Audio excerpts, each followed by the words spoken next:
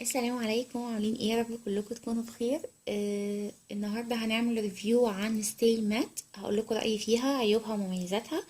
آه اللي عايز او حابب يعرف كل حاجه يستنى معايا لاخر الفيديو، لاني هقول ستيل مات من ريميل. انا درجتي فيها رقم واحد.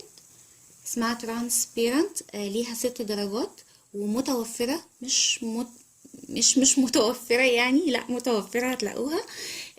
كمان الدرجات بتاعتها بينك بلوسم وسيلكي بيج وبيس بلو وساند ستورم. دي رقم 4. ساند ستورم دي معظم البنوتات بتجيبها، يعني بتنحصر بين الزهري اللي هو الوردي والبيج الدافي والشفافة. ألوانها مناسبة جدا للبشرة الفاتحة والبشرة اللي هي القمحي الفاتح. لكن البشرات البرونزية المايلة للاسمرار مش هتناسبك، هتقلب معاكي لون جراي.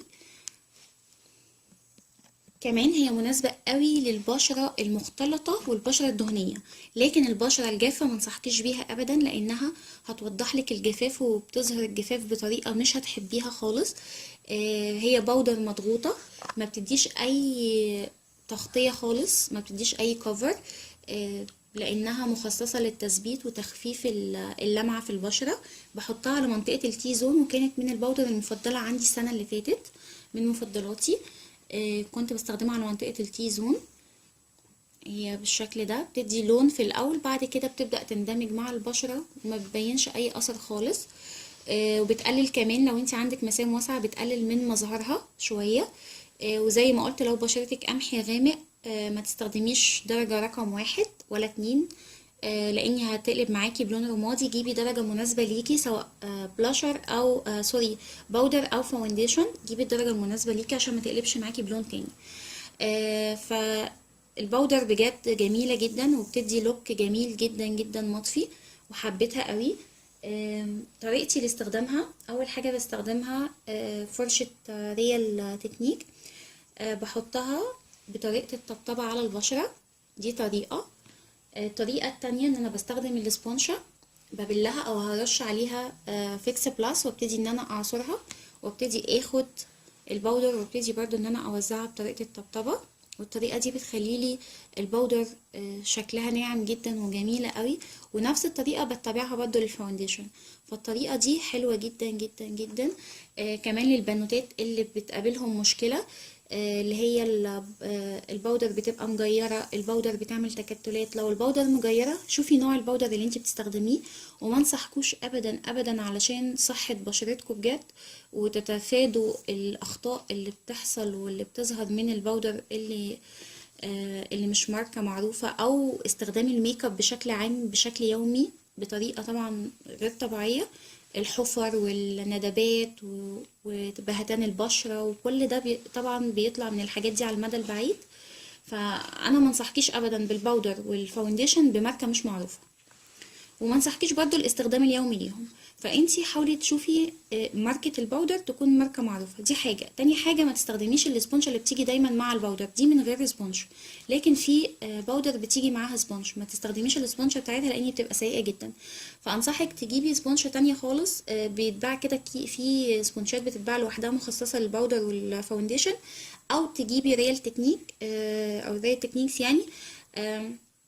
اليوتيوبرز الاجانب شكروا فيها جدا وقالوا بديل ارخص للبيوتي بلندر، او ممكن تجيبي البيوتي بلندر. لكن لو دي مش متوفره او دي، استخدمي زي ما قلت لك سبونج عاديه، وتعملي الطريقه اللي انا قلت عليها، هتخلي لك المنظر مفيهوش اي تغيير خالص.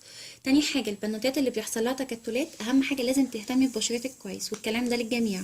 لازم تقشري بشرتك مره واحده على الاقل كل اسبوع، علشان تشيلي الخلايا الميته، وكمان تشيلي بواقي المنطقة الجافة، القشور اللي حصلت فيها، عشان دي اللي بتسبب لك بعض التكتلات.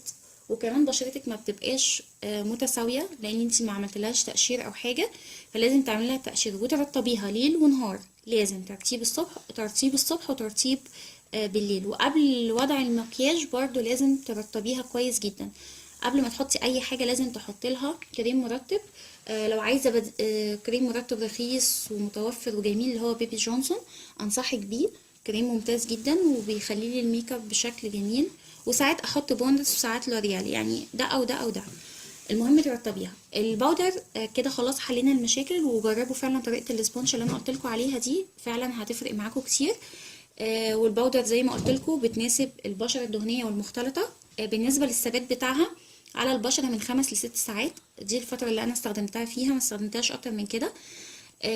جودتها لسعرها مناسبة جدا وحلوة قوي، واكيد لما تخلص هجيبها تاني، بس هي مناسبة يعني صديقتي في الصيف مش في الشتاء. في الصيف لاني عندي المنطقة بتبقى اكتر يعني لمعة في الصيف، فهي صديقتي في الصيف اكتر من الشتاء. فانصحكم بيها اللي هما البشرة الدهنية والبشرة المختلطة، انصحك بيها فعلا، جربوها مش هتندموا. آه، العيب بقى الوحيد فيها التعليب بتاعها، العلبة بتاعتها جودتها مش حلوة خالص. بتقع وتفرول، كسرت مني لما حطيتها في الشنطة واتفتحت. فانسب حاجة ان عشان احافظ عليها لو انت هتاخديها، اعملي زي بحط سولو تيب واحطها في جيب كده في الشنطة بسوستة لوحدها، بحيث ان هي ما تروحش يمين او شمال عشان ما تتكسرش وتتبهدل. بس فهو ده كان الريفيو، اتمنى يكون عجبكم واستفدتوا حتى لو معلومة صغنونة.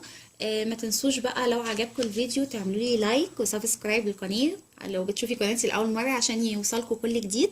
تعليقاتكم الجميلة واي استفسار هرد عليه اكيد، وانتظروني بقى في فيديوهات تانية من ريفيوهاتي. والبالت تاني لاخر مرة بتدي لوك جميل جدا وصحي وبدون تكتلات لو بالطريقة اللي انا قلت عليها.